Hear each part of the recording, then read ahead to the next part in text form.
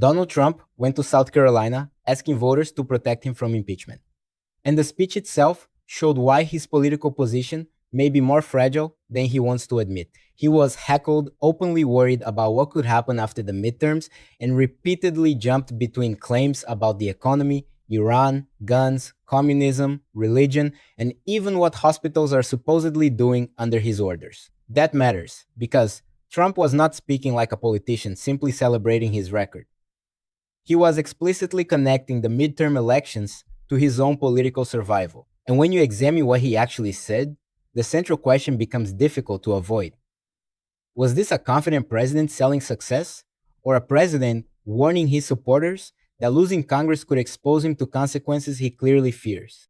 Start with a moment that cuts through almost everything else. Trump said plainly, "I'm going to be impeached. They're going to impeach me." Then he told the audience they were going to lose everything, and immediately connected that possibility to the midterms. That is not somebody else interpreting his state of mind. Those are the political stakes Trump himself placed in front of the crowd. And that gives us our first real payoff. Whatever anyone thinks about whether impeachment would actually happen, Trump is campaigning as though control of Congress could determine whether he has to face it. He wants his supporters to understand the election not simply as a choice about taxes, immigration, foreign policy, or the economy, but as a defensive wall around his presidency. That distinction matters. A president can tell voters, elect my party because my policies are better. Trump's argument was more personal. Elect my side because otherwise they are coming after me. Now apply a simple consistency test. If a Democratic president stood on stage before a midterm election and repeatedly warned supporters that losing Congress meant personal impeachment, would Republicans describe that as normal confidence? Or would they say the president was making congressional elections about protecting himself from accountability? You do not have to predict impeachment to recognize the political message. And then the setting made that message stranger. According to the material we have, Trump was heckled during the South Carolina appearance.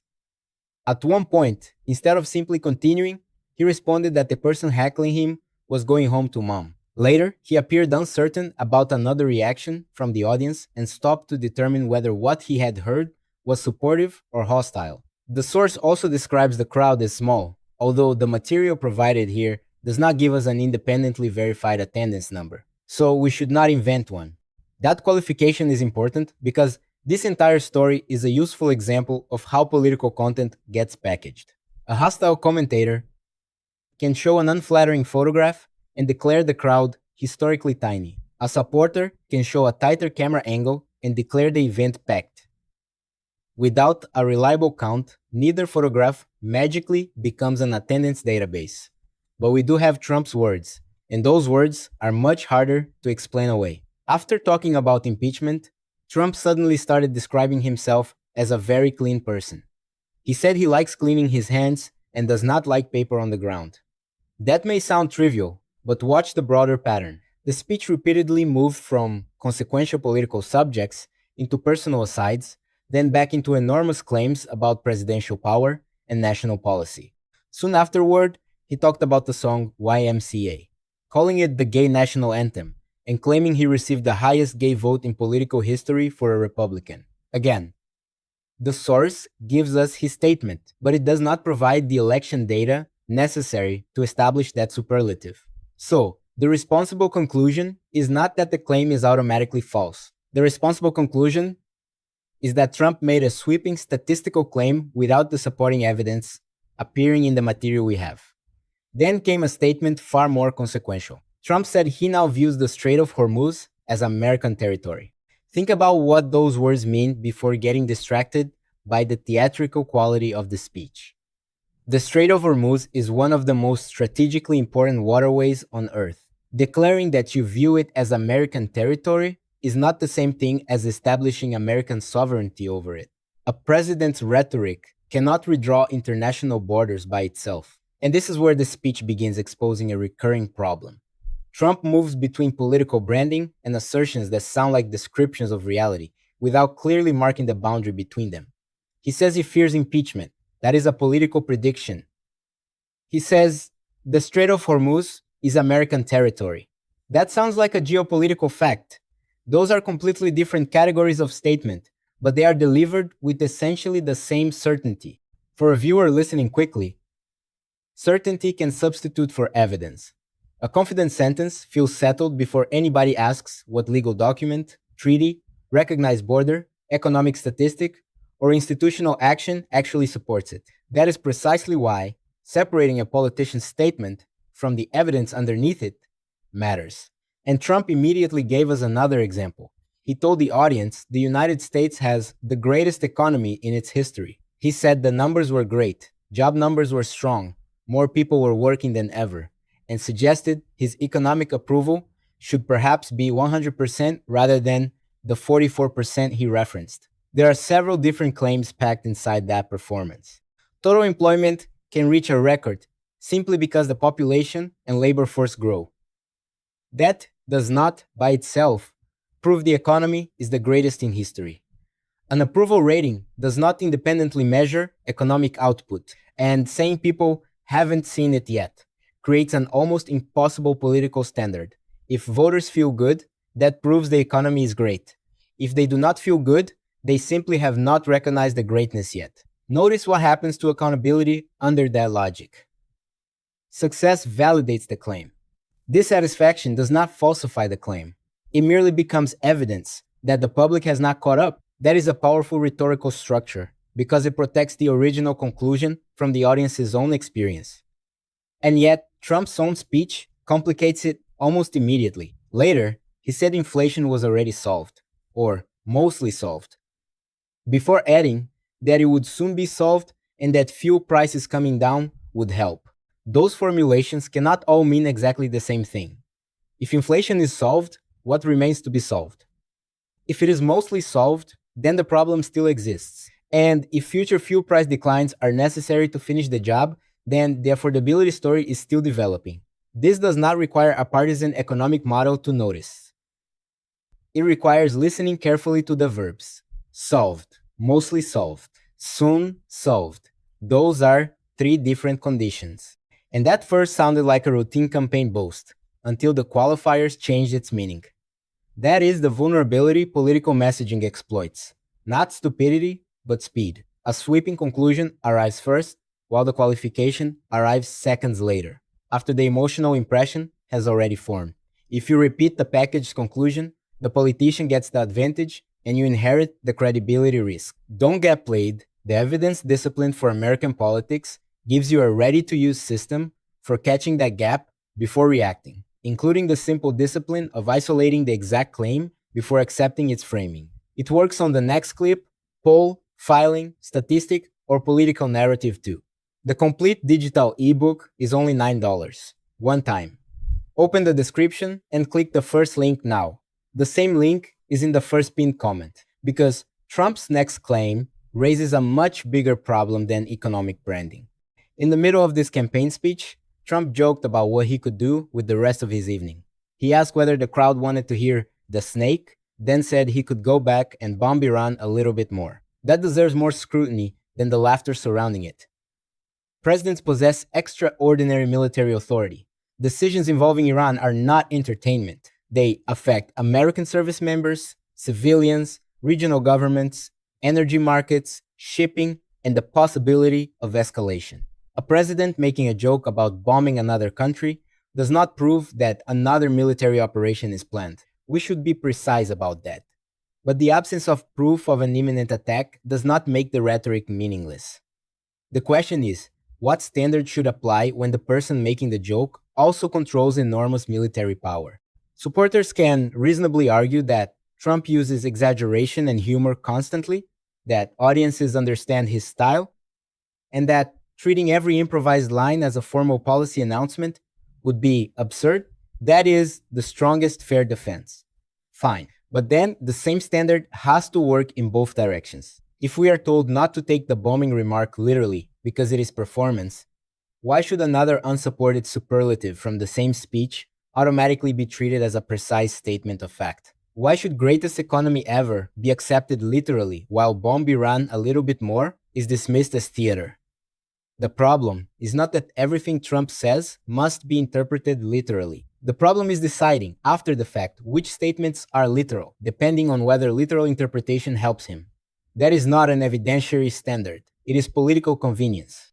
The Strait of Hormuz comment creates the same dilemma. Perhaps Trump is deliberately projecting dominance rather than attempting to state a legal territorial fact. But if so, the audience needs to recognize that distinction. Political rhetoric does not become international law because a president says it forcefully.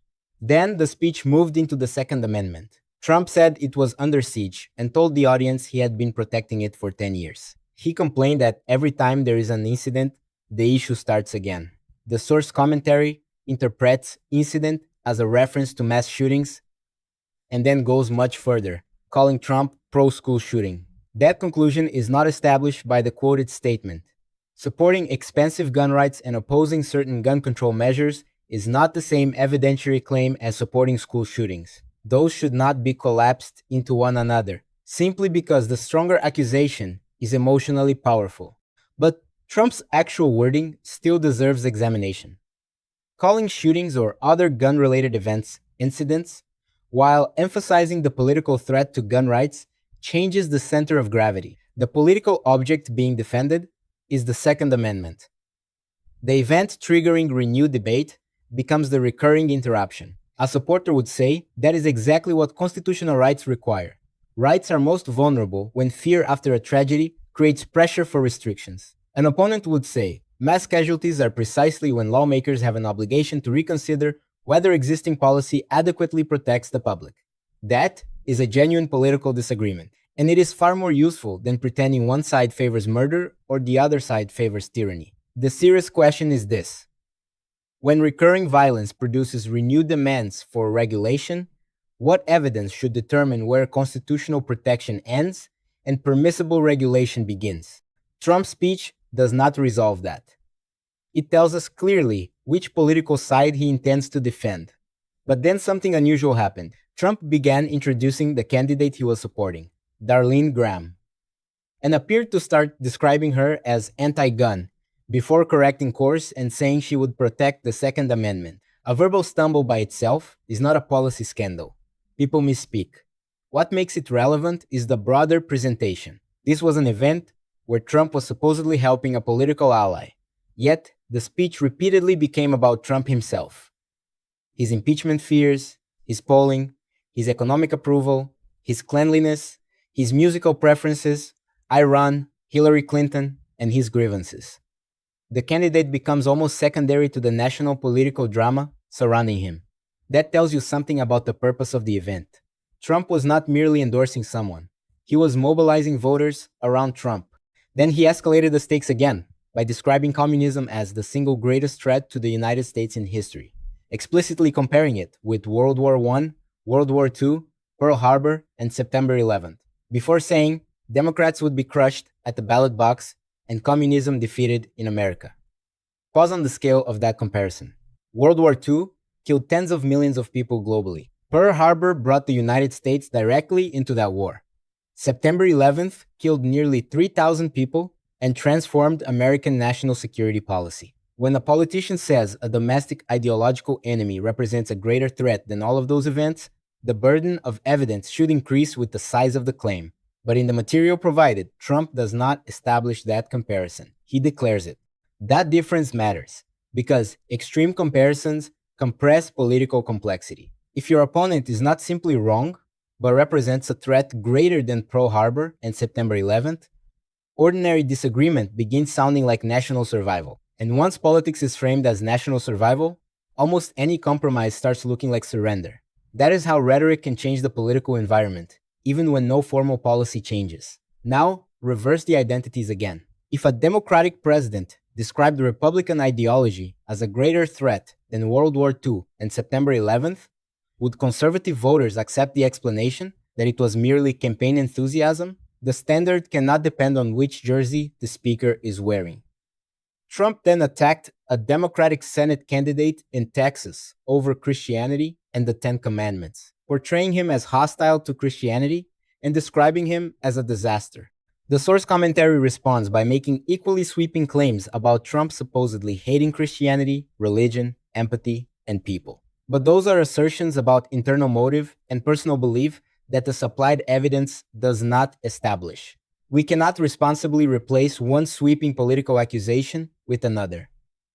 What we can examine is the tactic. Trump takes a dispute involving remarks about Christianity and the Ten Commandments and turns it into a much broader identity judgment about his opponent.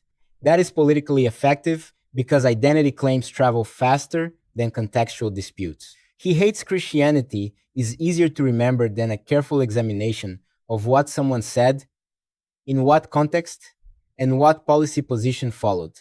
That mechanism is not unique to Trump. Both sides of American politics can do it. A controversial sentence becomes a label. The label becomes a description of the person.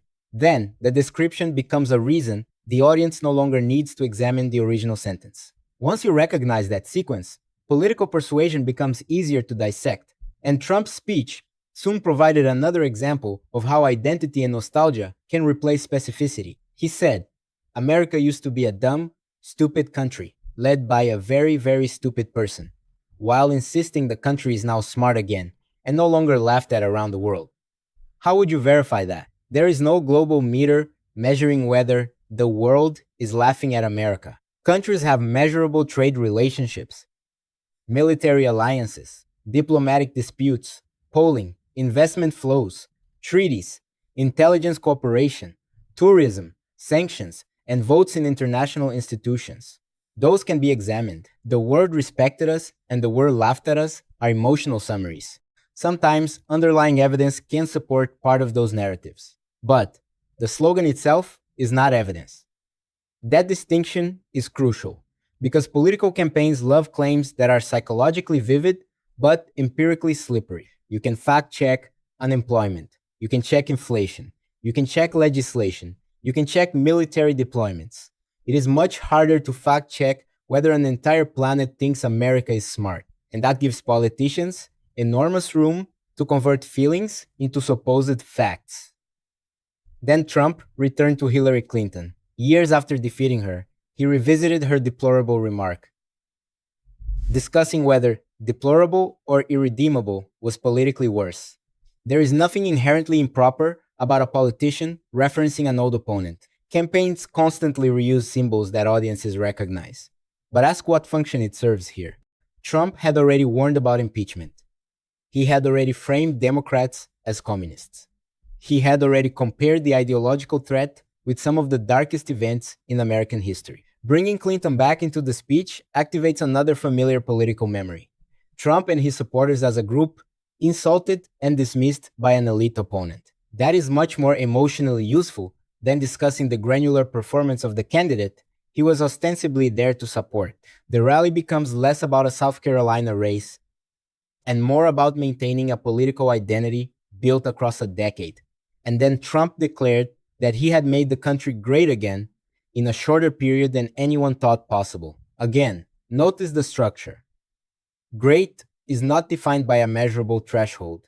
There is no point at which the claim can easily be falsified because greatness can mean whatever category the speaker chooses next. When inflation is favorable, greatness means inflation. When employment is favorable, greatness means jobs. When foreign policy is the subject, greatness means strength. When polls are unfavorable, the polls can be dismissed as fake. That does not prove every favorable statistic is wrong. It shows why a broad political slogan should never be mistaken for a testable proposition. Then Trump offered something more concrete. Beef prices, he said, were coming down very rapidly. That is the kind of statement that can actually be tested against price data over a defined period. But the supplied material does not include that data set. So we should resist the temptation to do what partisan content so often does. Declare the statement true or false, merely because we already like or dislike the speaker. The intellectually disciplined answer is narrower. Trump made the claim. The source disputes it. The evidence necessary to settle that specific price claim is not included here. That may feel less satisfying than instant certainty, but it is stronger because once you become comfortable saying, "I don't have enough evidence yet," political manipulation loses one of its most reliable weapons, the pressure to choose a conclusion immediately. And the final major claim in the speech shows exactly why that discipline matters.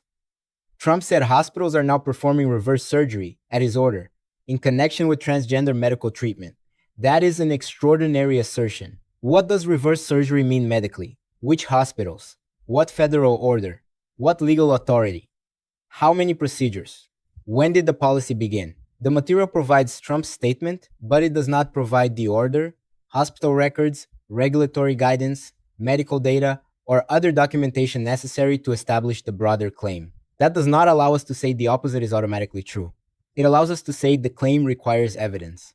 And because Trump specifically attributed the action to his own order, the evidentiary question should be unusually straightforward. If a presidential order produced a nationwide change in hospital practice, there should be some identifiable governmental mechanism behind it. That is where scrutiny belongs.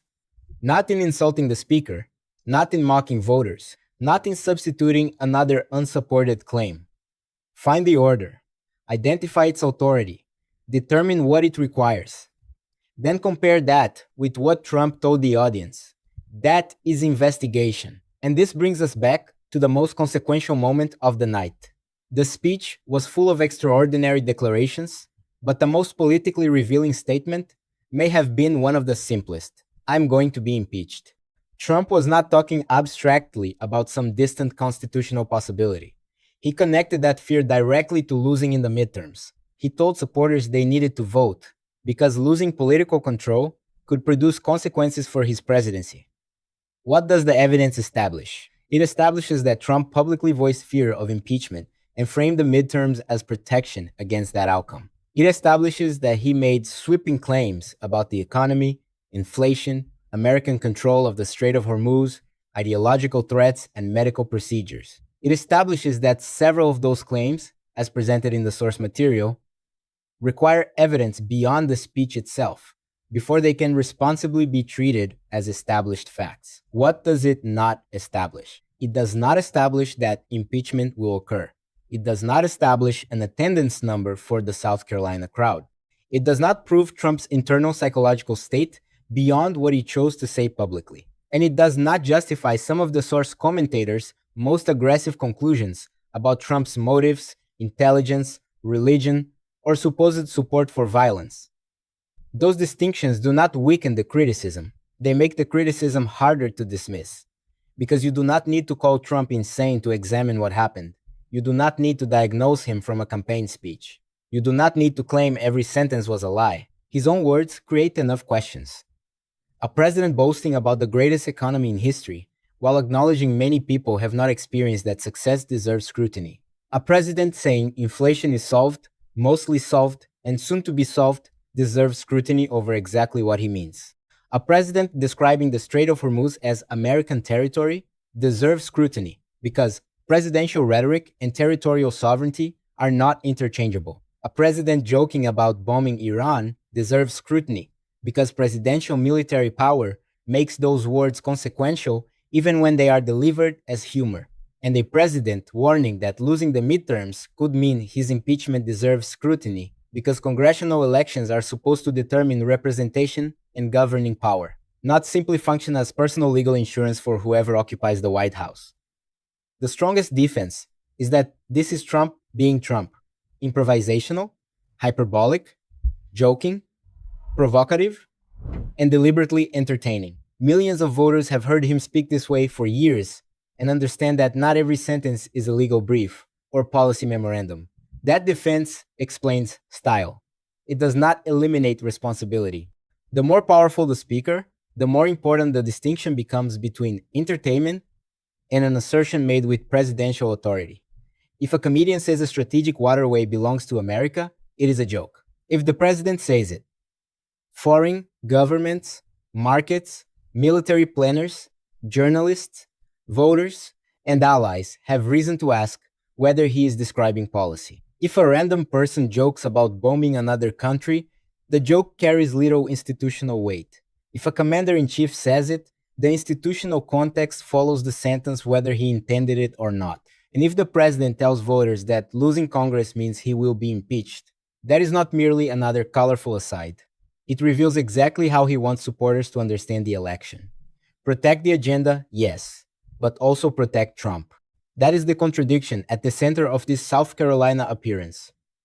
Trump wanted to project overwhelming success, the greatest economy, enormous popularity, American dominance, national revival, enemies defeated. Yet, woven through that triumphant story was a remarkably vulnerable political message.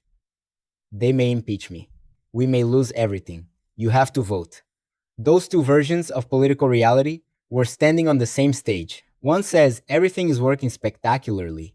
The other says political control is precarious enough that supporters must mobilize to prevent potentially existential consequences for the president.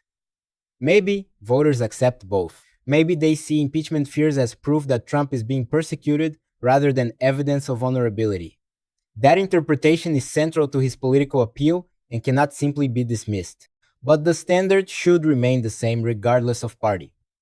Congressional oversight cannot become illegitimate merely because the president being investigated says the investigators are political enemies. Nor does an impeachment threat become justified merely because opponents want it. Evidence and constitutional procedure have to determine that question. That is what the rally cannot settle. The midterms will determine political power. What Congress does with that power, if control changes, would be another question entirely. And that is why the most useful response to this speech is neither blind outrage nor blind loyalty. It is precision. Separate what Trump actually said from what commentators say he meant. Separate measurable claims from slogans. Separate jokes from policy while recognizing that presidential jokes can still have consequences. Separate allegations from evidence. Separate predictions from events that have actually happened. And most importantly, refuse to let either side make your conclusions stronger than the record allows. Because another political clip, poll, filing, accusation, or official explanation will soon demand your judgment before you have all the context. Without a method, somebody else gets to choose the frame, remove the inconvenient detail, and borrow your certainty for their political advantage. Become the person who finds the missing context before repeating the conclusion. Don't Get Played is the complete practical method for doing that across clips, polls, court filings, statistics, official statements, and synthetic media. The digital ebook costs only $9 as a one-time payment. Open the description and click the first link now. The same link is in the first pinned comment. Political reaction is easy. A conclusion you can actually defend requires evidence.